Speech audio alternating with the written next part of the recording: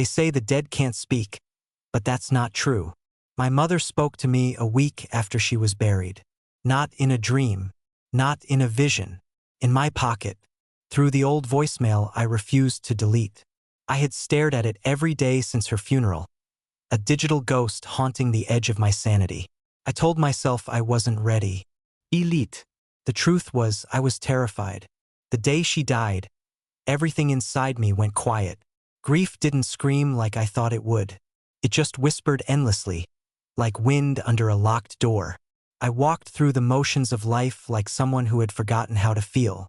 Until that morning, I had been sorting through her things, opening boxes sealed with decades of memories. Old birthday cards, a stack of mismatched earrings, books with scribbled notes in the margins. Then I found the envelope, yellowed at the edges, tucked deep beneath a false bottom in her cedar chest. There was no name on it, just my mother's handwriting in blue ink. When you're ready. Inside was a single photo, her holding a baby I didn't recognize. I didn't know what shook me more, the fact that she'd hidden it, or the look in her eyes. Not joy, not pride, something else, something unreadable, like the weight of a truth held too long. I sat for hours after that, the photo clutched in my hand, my thoughts circling around one question. Who was the child? And why had she never told me? The only thing left that could answer that was the voicemail. The last message she left me. It had arrived 2 hours before the hospital called to say she was gone. For over a year I had let it sit there unopened. Now it felt like the key to everything. My hands trembled as I tapped it. My thumb hovered over the play button like I was about to detonate something buried deep in time. I hit play. Her voice flooded my ears, gentle, warm, but strained, like someone who had rehearsed the words too many times and still wasn't sure they'd come out right. I listened once, then again, and by the third time I understood. It wasn't just a goodbye. It was a confession. She spoke about a place, an address I'd never heard before. She said I might find something there, something that explained the photo, something she couldn't carry anymore. I wrote the address down, then just sat there, numb. What did she mean? Why couldn't she tell me while she was alive? By evening, I was on the road. The town was small and quiet, the kind of place that seemed to exist in its own slowed-down time. The house stood at the edge of a gravel road, tucked behind a curtain of overgrown trees. Paint peeled from the siding. A rusted mailbox leaned forward like it was whispering secrets into the dirt. I stood there for minutes, just staring. Then I walked to the front door and knocked. No one answered. I checked the handle, turned, unlocked. Inside, the air was stale. Old furniture covered in white sheets. Dust particles drifted through the shafts of afternoon light, like memories frozen mid-air. Felt like no one had been here in years. I wandered through the rooms until I found a hallway. At the end of it, a door slightly ajar. I pushed it open. There, in the center of the room, was a crib. Not new, not old, just untouched. And on the wall above it, taped with yellowing corners, was the same photo I had found in my mother's chest. Only this time it wasn't alone. There were dozens more. My mother, the same child. Parks, birthdays, beaches, smiles. Years of moments I had never lived, but she clearly had. I backed away slowly, my heart trying to outrun the truth. My mother had a second life, and I wasn't part of it. The room was silent, but my mind screamed. I stood there, surrounded by fragments of a story I was never told. A life my mother had built in secret. The crib, the photos, the untouched stillness of a place that felt frozen in time. Every image on the wall was another nail in the coffin of the version of her I thought I knew. I walked backward, careful not to disturb anything. My foot bumped a small wooden box tucked beneath the dresser. It slid out slightly, revealing a tarnished metal latch. I hesitated, then knelt down and opened it. Inside were receipts, doctor's notes, school records, drawings signed with the name Ellie. My breath caught in my throat. The handwriting was small, uncertain, but full of color. A sun with stick figures, a house with a tree, simple joy scribbled in crayon. I flipped through the stack with shaking hands. Appointment reminders addressed to my mother, but under a different last name. Not mine. A name I'd never heard before. A different life. A different identity. I sat on the floor, surrounded by pieces of a puzzle I hadn't known existed. Ellie. A daughter? A child she never mentioned? My sister? My niece? My mother's child. But not mine. I stared at one of the drawings for a long time. It was a picture of two people holding hands. A tall one with brown hair. A smaller one with a bright blue dress. Above them, a single word floated in shaky crayon. Mama. I couldn't stop the tears. They came fast and full, like a dam breaking inside me. Not just from grief, but from the realization that my mother's love had been divided, or hidden, or maybe even stolen from me. Had she loved me less because of this other child?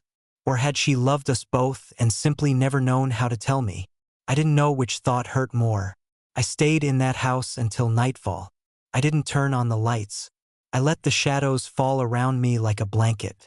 The air was heavy with the scent of time, dust, paper, old wood, and the faintest trace of her perfume. Eventually, I forced myself up. I packed the box carefully, tucking the drawings and documents back inside. I carried it to my car and set it in the passenger seat like it was something fragile, alive. Back at home, I placed the box on my kitchen table and stared at it for hours. My phone sat beside it, her voicemail still loaded. I listened to it again. This time, I paid attention to every word. She spoke about choices, about love, about the weight of keeping secrets for what she thought was protection. She said she never wanted to hurt anyone. But life, she said, doesn't let us choose who we hurt. It only lets us choose why. That night, I didn't sleep. I sat in the dark, watching the shadows move across my ceiling, listening to the creak of the house, the occasional hum of distant traffic. But mostly, I listened to her voice in my mind, looping over and over, like a lullaby wrapped in regret. The next morning, I did something I hadn't done in years. I pulled out one of my childhood photo albums. I flipped through pages filled with birthdays, scraped knees, messy haircuts, and crooked smiles. And somewhere in the middle, I stopped. There was a photo I had never really noticed before. Me, maybe 4 years old, in a park I didn't remember, sitting beside a little girl in a blue dress. She looked younger than me. Familiar, somehow.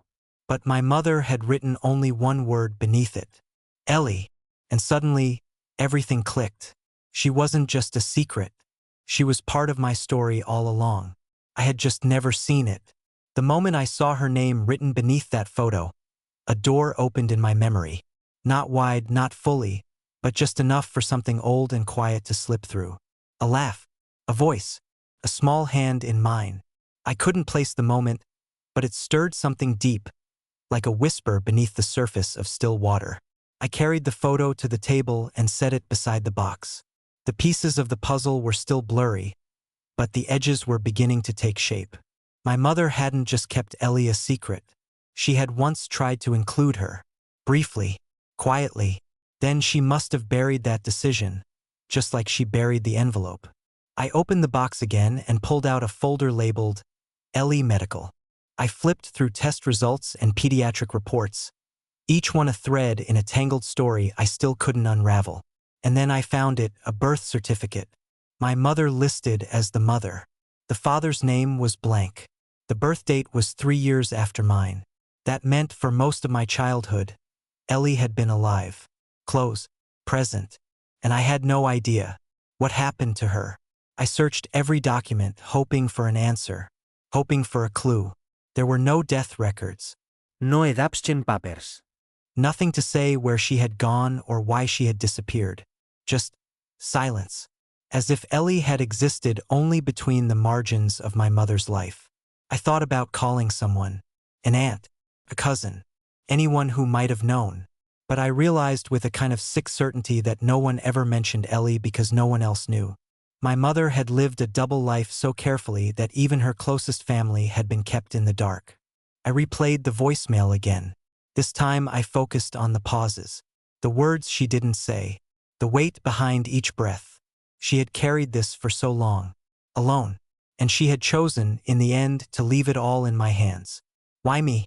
Why now? I couldn't sit still. I needed movement. I needed air. I took the photo with me and drove. Nowhere in particular, just away from the silence. The roads blurred beneath my tires, the countryside folding out like pages from a forgotten book.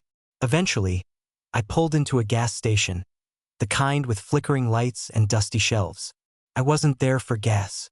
I just needed a moment where the world felt real again. Inside, I bought a coffee I didn't want and sat at a metal bench outside. I pulled out my phone and stared at the photo again.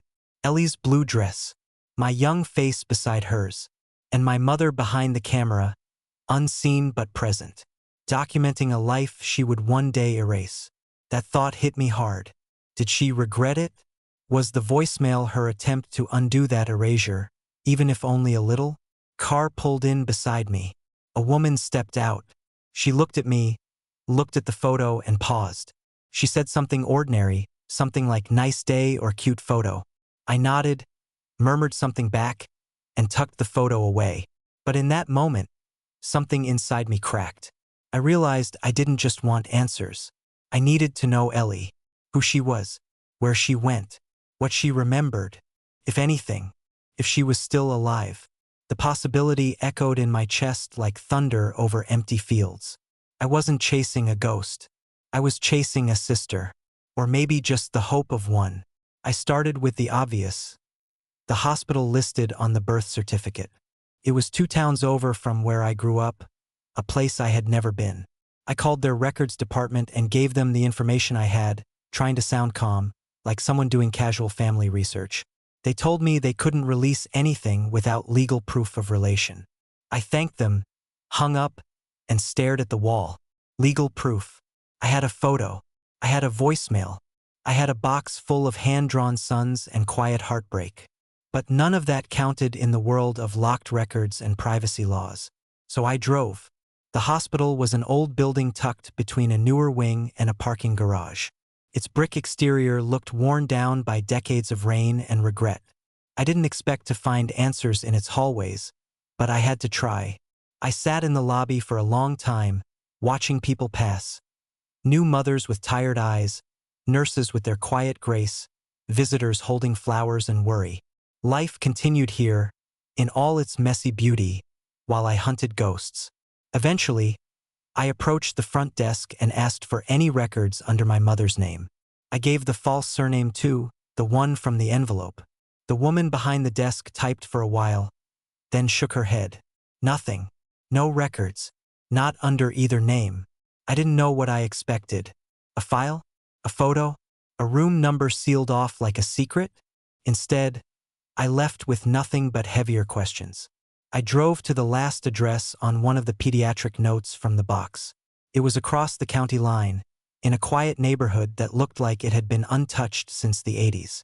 Faded fences, bicycles left in yards, the kind of place where everyone knows everyone.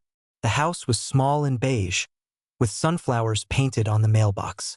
I parked across the street and sat there, hands gripping the wheel. What was I hoping to find? A neighbor who remembered? A forgotten clue? I got out and walked up to the door. Before I could knock, it opened. An older woman stood there, cautious but curious. I introduced myself, mentioned my mother's name. Her expression changed slightly, recognition, maybe, or something more guarded. She didn't invite me in, but she stepped outside and closed the door behind her. We stood on the porch in a strange silence. She remembered my mother. Said she rented the place briefly years ago. Came and went quietly. Always kind, always polite. No mention of another child. No explanation for why she left. Just one detail stood out. She said there was a young girl who would sometimes play in the backyard. Quiet. Always alone. Blue dress. She remembered that most. The dress. Ellie. But then she was gone. One day, just gone. No goodbye. No forwarding address. Just silence. I thanked the woman and returned to my car, my heart thudding like it was running from something it didn't want to see. The story was fraying at the edges. I was pulling at a thread that might unravel everything. Back home, I opened the box again. There was one document I hadn't looked at closely, a small note tucked in the back, almost hidden beneath an old hospital bracelet. It was written in my mother's handwriting. Short, sharp, like it was written in a rush. She said not to come back. Said it was better this way. No name, no context, just that. My fingers traced the edge of the paper like it might give up more if I held it long enough. She said not to come back. Who was she? Where was back? And what did better really mean? I was no longer chasing a secret. I was chasing someone who didn't want to be found. I read that note again and again. The paper was thin and brittle, the ink faded in some places. But those words felt heavier than anything else I had found. They suggested an ending I hadn't prepared for. One where my mother had tried, maybe even begged, to stay in Ellie's life, and someone had closed the door on her. I wanted to believe it had been a misunderstanding. That maybe Ellie had been placed with another family. That maybe someone thought it was for the best. But the truth was beginning to show its teeth. My mother had secrets, but someone else had power over them.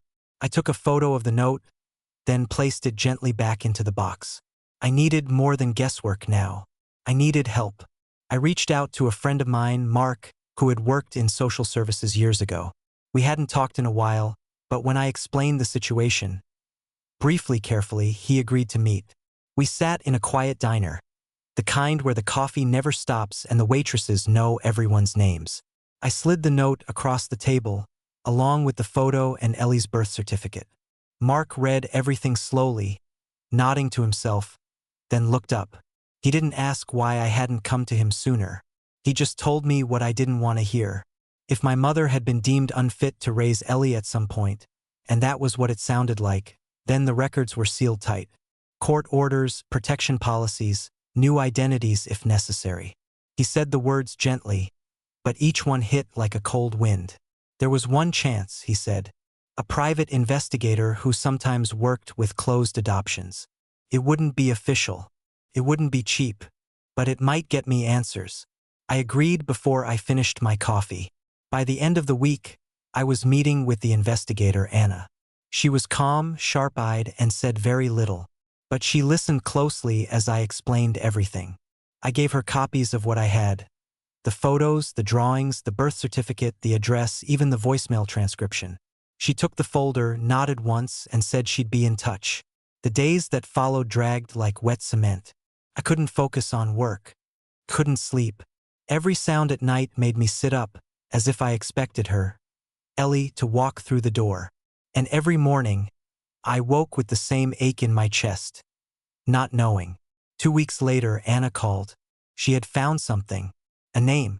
Elena Arjodes. Same birthday. Same birth city. Different last name. No adoption record, at least not officially.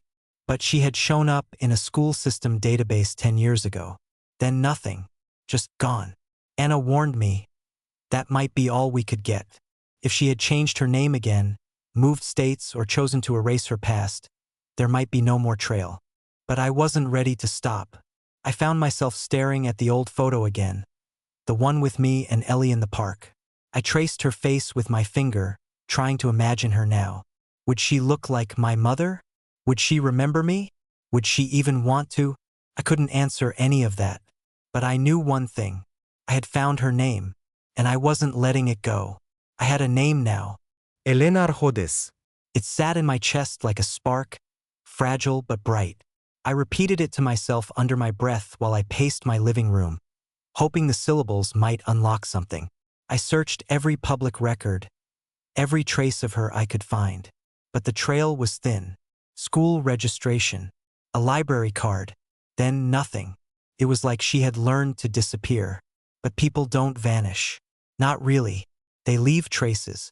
Digital footprints, forgotten accounts, photos someone else tags them in. I spent nights on the couch with my laptop, digging through social media, school yearbooks, even message boards. And then, buried on a forgotten alumni website from a high school 2 counties over, I found her. A class photo. She was maybe 16. Brown hair like mom's. Her eyes serious, almost too grown for her age. Beneath the photo, one name, Elena Rhodes. I stared at that picture for an hour. It wasn't just the resemblance. It was the feeling in my gut. The quiet certainty I hadn't had until now. It was her. But that was 10 years ago. She would be 26 now. Where had she gone? Who had she become? I called Anna and sent her the photo.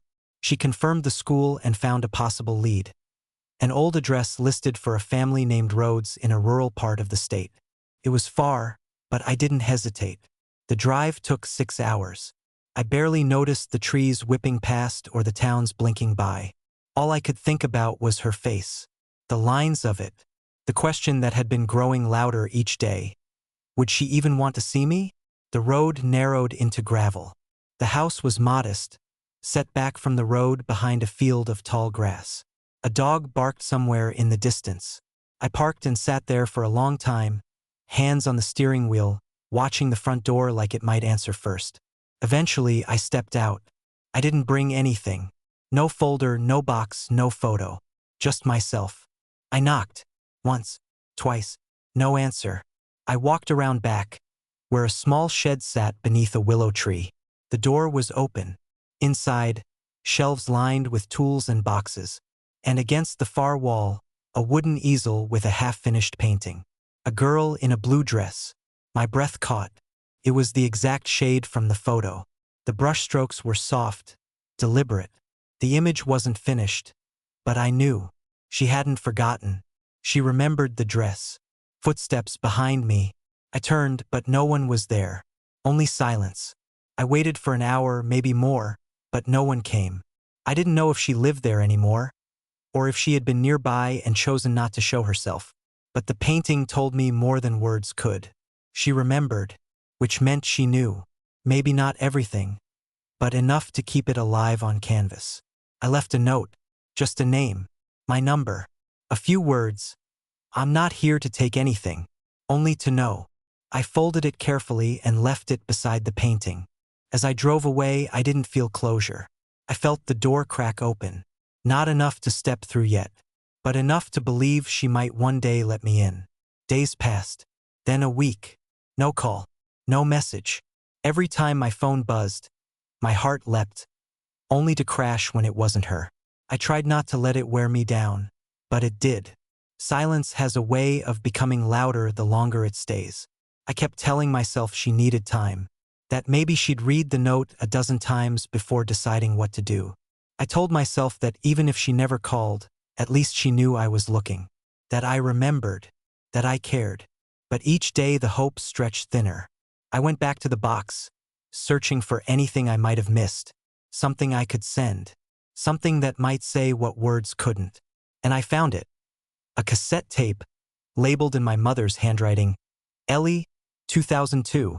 It had been tucked in the folds of an old stuffed animal, barely noticeable.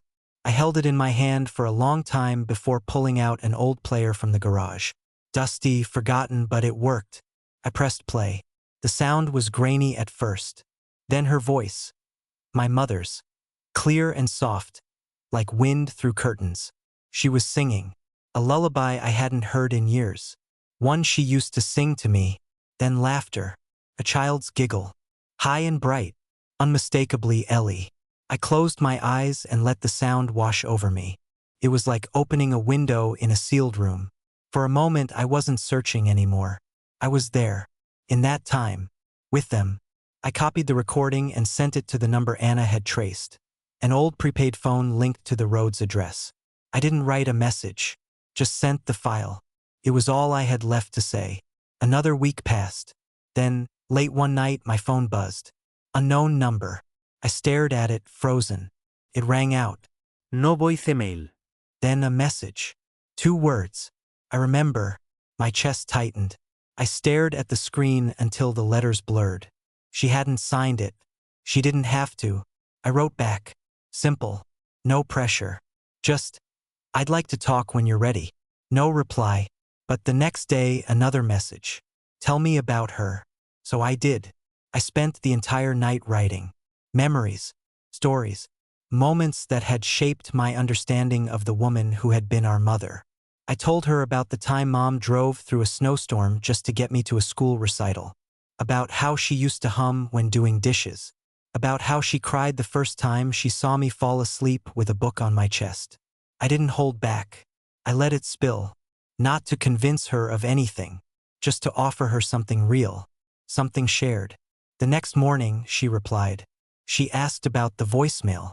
I told her everything, word for word. I sent her the transcription. I told her how I had waited over a year to listen to it, how afraid I had been, how much I regretted that wait. She didn't answer right away, but 3 days later I got a photo. Painting. Finished. A girl in a blue dress. This time, she was holding hands with someone. I couldn't see the second figure clearly, just the outline back turned to the viewer. But I knew it was me. Underneath, one word painted in bold strokes. Brother. I stared at the photo of her painting until sunrise. Every color, every brushstroke held weight. That single word, brother, felt like the closing of a distance I didn't know could be crossed. Not by explanation, not by facts, but by something simpler. Tror. Recognition. For the first time, I wasn't just looking for Ellie. She had seen me too. The next message came 2 days later. It was longer. She told me about the house, the painting shed, the willow tree out back. She told me she'd seen me there, watched from the attic window. She had wanted to come down, but her legs wouldn't move. She wrote that she wasn't angry. Not really. Just afraid. Of what it would mean to open the door to someone tied to a version of her life she'd spent years trying to forget. But the lullaby had cracked something open. She said she had played it at night, again and again, curled up on the floor of the studio with her back against the door, as if afraid the song might escape if she didn't hold on tight enough. I read the message more times than I can count. Then I wrote her back. I told her I understood, that I had run too, from grief, from truth, from the silence our mother left behind. I told her I hadn't come to claim anything. No explanations. No expectations. Only connection. Only her. She didn't reply right away. Instead, a package arrived 3 days later. Inside was a smaller version of the painting. The same blue dress. The same 2 figures. But this one had a note taped to the back. I think she wanted us to find each other. It wasn't signed. She didn't need to.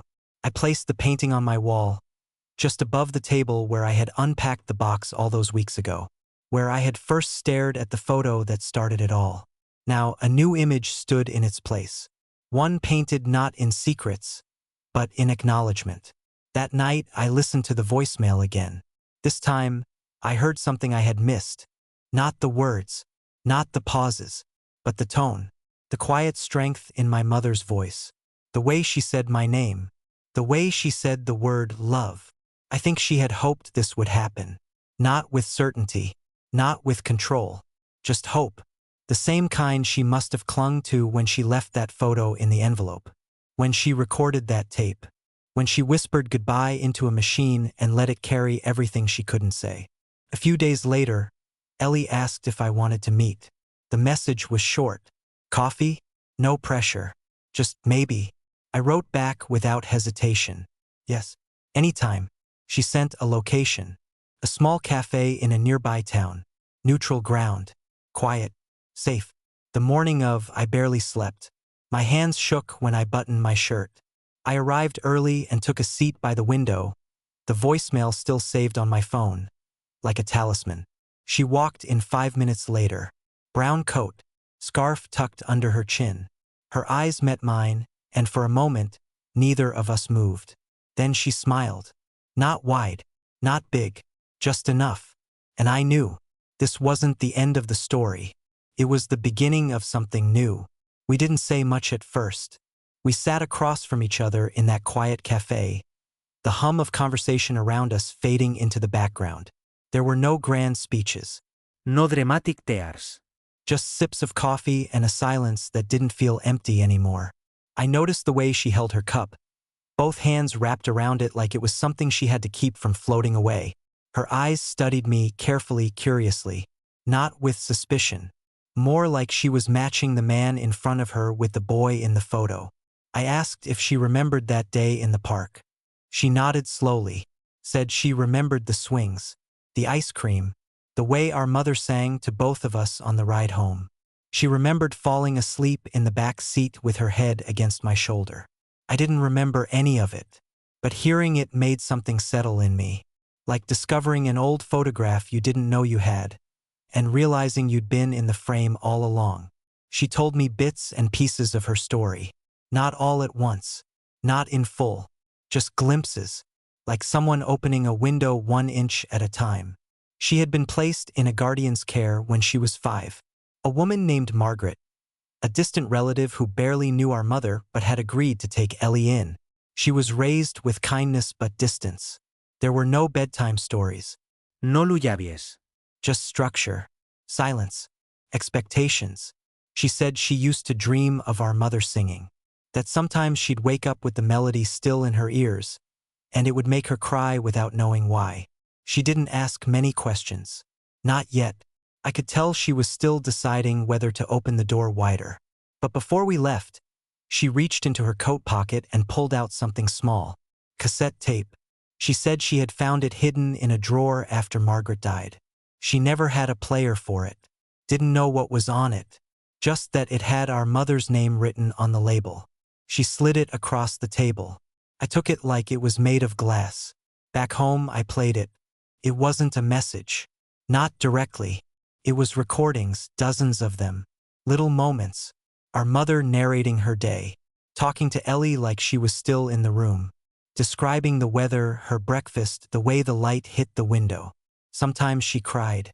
Sometimes she laughed. Sometimes she just sat in silence, letting the tape run. It was like she had been building a time capsule for someone she couldn't hold. I made a digital copy and sent it to Ellie that night. I told her there were hours of recordings. I told her I hadn't listened to all of them yet. She replied quickly, "Let's do it together." The next weekend, she came over. No awkwardness. No ceremony. Just 2 people sitting on a couch, headphones between them, listening to the voice of a woman who had been gone far too long. We didn't speak much while the tapes played. We just listened. Sometimes we smiled. Sometimes our eyes welled. Once, she reached over and took my hand, not out of sadness, but because she could. And in that moment, I knew something had shifted, not just between us, but within us.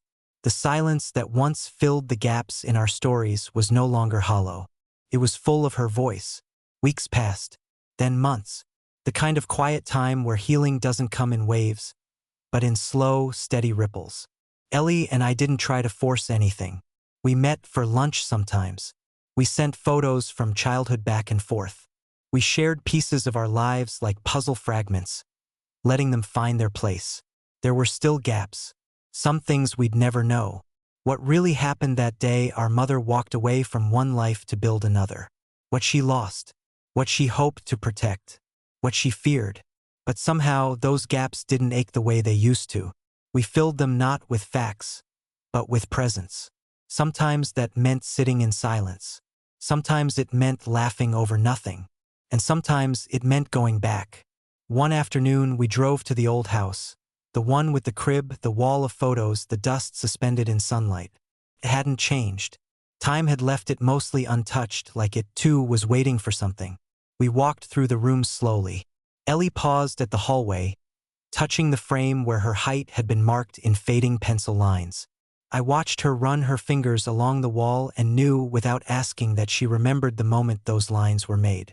We sat in the room with the crib. She pulled the last box from the closet, the one we hadn't opened before. Inside were letters, all addressed to Ellie, none mailed, all dated over years. Our mother had been writing to her the whole time. She had never stopped. Ellie took the box home, said she'd read them slowly, one at a time, said maybe one day she'd write back. Later that night, I listened to the voicemail one last time. Not because I needed answers, but because I wanted to hear her voice. It was different now. Not a mystery, not a puzzle piece, just a voice I missed, a voice I carried, a voice that had carried me. That was the last time I played it. I didn't delete it. I didn't have to. She had said everything she needed to, and I had finally heard it. She was never just a voicemail. She was a mother, and now her story is ours.